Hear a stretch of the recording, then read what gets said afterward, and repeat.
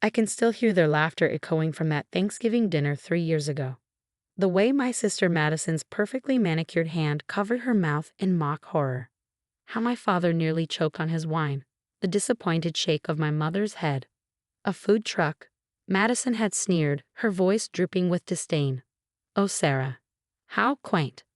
I sat at the elegant dining table, surrounded by the trappings of what my family considered success. Crystal glasses, fine china, pretentious conversation about stock portfolios and country club memberships.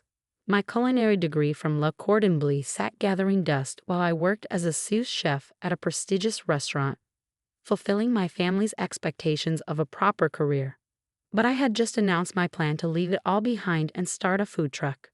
Darling, my mother set down her fork with surgical precision. We didn't spend a fortune on your education for you to end up serving tacos from a truck.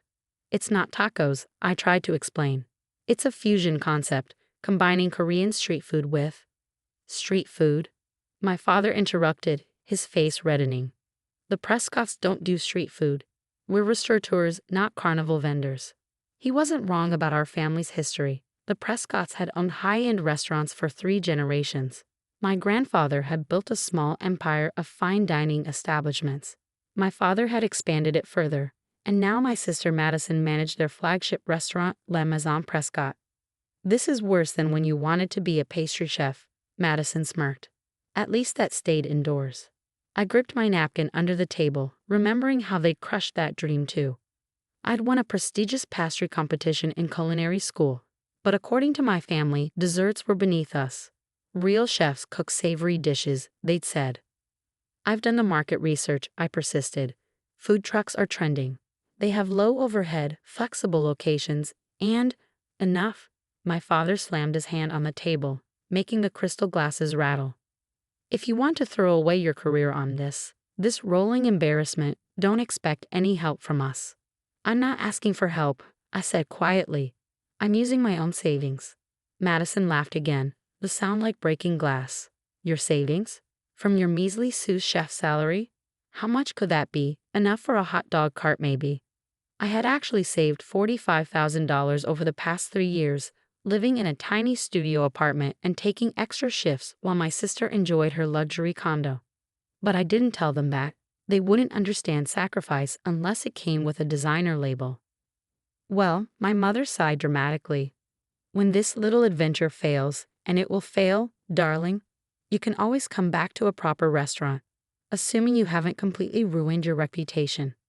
The rest of dinner passed in a blur of subtle jabs and condescending advice. My sister kept making jokes about food poisoning and roach coaches. My father launched into another lecture about maintaining the family's status. My mother just kept shaking her head, as if I'd announced plans to join the circus. Only my grandmother, sitting quietly at the end of the table, seemed different. She caught my eye and gave me a small wink. Later, as I was leaving, she pressed a small envelope into my hand. Your grandfather didn't start with fine dining, she whispered. His first restaurant was a humble diner, but that story got rewritten once success came. Remember that, dear. Inside the envelope was a check for $10,000 and a handwritten recipe, her secret Korean barbecue sauce, the one she'd learned from her mother, but had never been allowed to serve in the Prescott restaurants because it wasn't sophisticated enough. 2 weeks later, I quit my job at the prestigious restaurant where I'd worked for 3 years. My executive chef, a man who'd won multiple Michelin stars, pulled me aside after I gave my notice. You're making a mistake, Sarah, he said kindly. You have real talent. In a few years, you could be running your own kitchen in a place like this.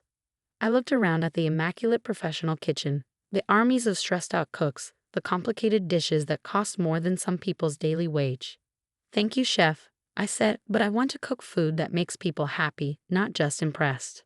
He nodded slowly. Then at least let me give you some advice. In this business, it's not just about the food. It's about heart. If you believe in what you're cooking, others will too. Those words would come back to me many times over the next few months as I poured everything I had into making my dream a reality. I found a used food truck that had seen better days but had good bones. Every night after leaving my new part-time catering job, I worked on renovating it. I learned how to fix plumbing, replace electrical systems, and install kitchen equipment by watching YouTube videos. My hands, once soft from handling delicate garnishes, grew calloused. My designer chef coats were replaced by work clothes stained with grease and paint. Madison drove by one day while I was outside the truck, covered in rust and paint splatter as I worked on repairs. She slowed down just long enough to take a photo, which later appeared on her Instagram with the caption, "Some people just don't know their worth. #embarrassing, #poor life." I didn't respond. I was too busy perfecting my recipes, a fusion of my grandmother's Korean heritage and my classical French training. Korean BBQ tacos with pickled daikon, kimchi-loaded French fries with gochujang aioli, bulgogi cheesesteaks that would make both Seoul and Philadelphia proud. The night before my grand opening, my father called. "It's not too late," he said without preamble. "Madison needs a new sous chef at La Maison. The position is yours if you give up this foolishness." I looked around my tiny kitchen where containers of marinated meat and homemade sauces filled every surface. The next morning, I would park my truck, now gleaming white with Soul Food Revolution painted in bold red letters, at its first location. "Thanks, Dad," I said, "but I believe in my food." He sighed heavily. "Then remember this moment, Sarah. Remember that we tried to help you before you ruined everything." I did remember that moment. I remembered it 3 months later when my truck had lines around the block. I remembered it 6 months later when food bloggers started writing rave reviews. I remembered it 9 months later when I had enough money to buy a second truck.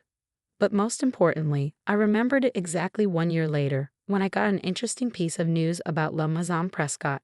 The news came through the restaurant grapevine. La Maison Prescott was struggling. Their once packed dining room was half empty most nights.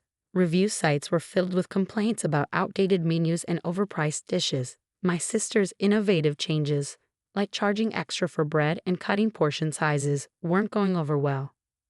Meanwhile, Soul Food Revolution had exploded beyond my wildest dreams. What started as one humble food truck had grown into a fleet of 5, each with its own loyal following. Food critics raved about our Korean-French fusion dishes. Local news stations featured us in their Hidden Gems segments. But the real game changer came when a famous food YouTuber stopped by our truck parked outside a tech company's campus. "This bulgogi cheesesteak," he declared to his millions of followers, "might be the best sandwich I've ever eaten in my life." The video went viral. Suddenly, we had lines 3 hours long. People flew in from other states just to try our food. I had to hire staff, set up online ordering systems, and eventually start looking for a permanent location. That's when the calls started. First was Madison, her voice suspiciously sweet. "Sarah, darling, I've been meaning to catch up. Your little truck seems to be doing surprisingly well." I balanced my phone while prepping marinades for the next day. "We're managing. How's the Maison?" "Oh, you know how fine dining can be. These trendy casual places are just a phase. People will return to proper restaurants eventually." She paused. "Actually, I was thinking, perhaps we could do a collaboration? Your Korean dishes as a special menu item at La Maison. The Prescott name could really elevate your brand." I almost laughed. After years of looking down on my street food, now she wanted to use it to save her struggling restaurant? "I don't think our brands would align," I said using her own words from years ago. "Wouldn't want to damage the Prescott reputation." Next came my father. He didn't bother with pleasantries. "This has gone on long enough," he declared. "It's time to bring your operation under the family umbrella. We'll buy you out, incorporate your recipes into our restaurants. Make this legitimate." "My business is already legitimate," I replied. "We made $2.8 million in revenue last year." Silence on the line. "Then that's impossible. They're food trucks." "Food trucks with a 75% profit margin, Dad. How's La Maison doing?" He hung up. My mother tried next, showing up at my flagship truck during prep time one morning. She looked comically out of place in her designer suit and heels, grimacing at the sight of customers eating while standing up. "Darling," she said, air kissing near my cheek, "we need to discuss the family legacy." I continued chopping vegetables. "I'm listening." "Your father and I have been talking. Perhaps we were hasty in dismissing your concept. With some refinement, proper seating, tablecloths, a more sophisticated menu." "You mean like La Maison?" I smiled. "How's the refined concept working out?" She flushed. "This isn't about La Maison. This is about family. Surely you don't want to see your sister fail. I set down my knife. Like you all wanted to see me fail. That's different. We were trying to protect you. No, I said quietly. You were trying to control me. There's a difference. She left in tears, but I didn't feel guilty. I was too busy overseeing construction at our first brick-and-mortar location, a modern space that would serve as both restaurant and commissary kitchen for the food trucks. The grand opening was a massive success. Lines wrapped around the block. Local news crews came to cover the story. Food critics praised our innovative approach to casual dining. That's when my grandmother showed up, a newspaper in hand. "Read this," she said, pointing to an article about La Maison Prescott. The story wasn't pretty. The restaurant was hemorrhaging money. Health inspectors had found violations. Staff were quitting. And most damaging of all, their head chef had left, citing creative differences with management. "Madison's running out of options," my grandmother said softly. "The bank's threatening to call their loans." I thought about all the times my sister had mocked my dreams. The Instagram posts ridiculing my food truck. The snide comments about street food. "What do you want me to do?" I asked. "Whatever you think is right," she replied. "Just remember, success is the best revenge, but compassion shows true strength." The next day, I received an official letter from the Prescott Restaurant Group requesting a meeting to discuss mutual business opportunities. I chose the meeting location, my food truck's regular spot outside the downtown business district. Let them come to my world for once. They'd arrive like mourners at a funeral. My father in his tailored suit, my mother in designer black, Madison looking like she hadn't slept in days. "Thank you for meeting," my father began stiffly. "Would you like to order first?" I asked, gesturing to the menu board. "The kimchi fries are our best seller." Madison made a small choking sound. My mother looked like she'd swallowed something sour, but my father surprised me by stepping up to the window. "One bulb of the cheesesteak," he said. "I hear they're quite good." As they ate, first reluctantly, then with increasing enthusiasm. We talked business. La Maison Prescott was indeed failing. They needed $2 million to stay afloat. "We're prepared to offer you a partnership," my father said. "Your brand has value." I looked at them, these people who had dismissed my dreams, mocked my choices, and tried to force me into their mold of success. Now they were sitting on plastic chairs, eating from paper boats, asking for my help. "No," I said simply. Madison's face crumpled. My mother started to speak, but I held up my hand. "I don't want a partnership. I want to buy La Maison Prescott outright." Silence. "You can't be serious," Madison whispered. "Soul Food Revolution is now valued at $50 million, I said. "We're opening 3 more locations next year. I can offer you $3 million for La Maison, enough to cover your debts and give you a fresh start." "You destroy the family restaurant," my mother gasped. "No," I smiled. "I'm going to save it, by turning it into something new." 3 months later, La Maison Prescott reopened as Soul Maison, a high-end Korean-French fusion restaurant that combined the best of both worlds. The stuffy formal dining room was transformed into a modern space with an open kitchen. The menu featured elevated versions of our food truck favorites alongside new innovations. Critics called it revolutionary. Reservations were booked months in advance. The restaurant that my family had run into the ground was now the hottest dining spot in the city. Madison found success running a small cafe in another city. My parents retired, finally admitting that maybe they didn't know everything about the modern restaurant business. As for me, I now own 12 food trucks, 4 restaurants, and yes, 1 fine dining establishment. Every year on the anniversary of that fateful Thanksgiving, I park one of my trucks outside my grandmother's house and cook a special meal for her. "You know what the secret ingredient is?" she asked me recently, eating her bulgogi cheesesteak with elegant dignity. "Your barbecue sauce recipe?" "No," she smiled. "It's believing in yourself when no one else will."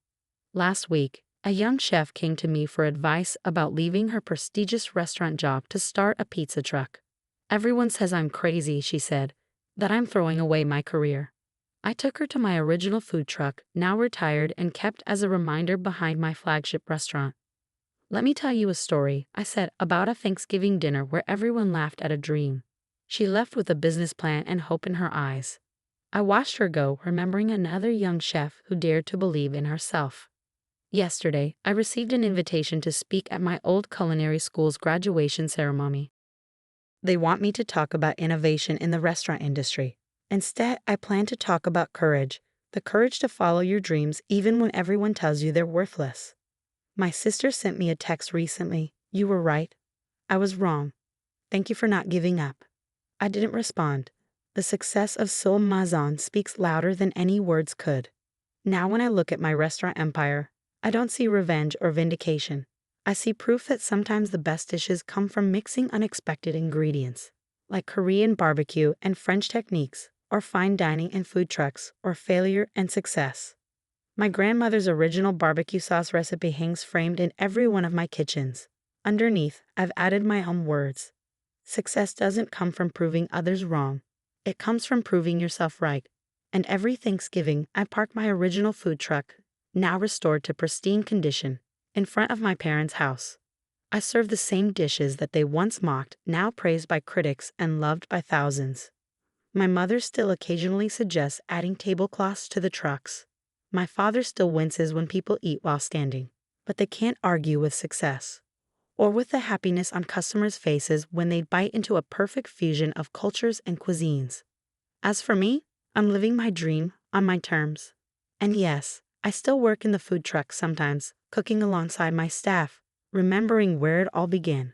Because sometimes the best view isn't from the top, it's from behind a truck window, watching people enjoy the food you believed in when no one else would.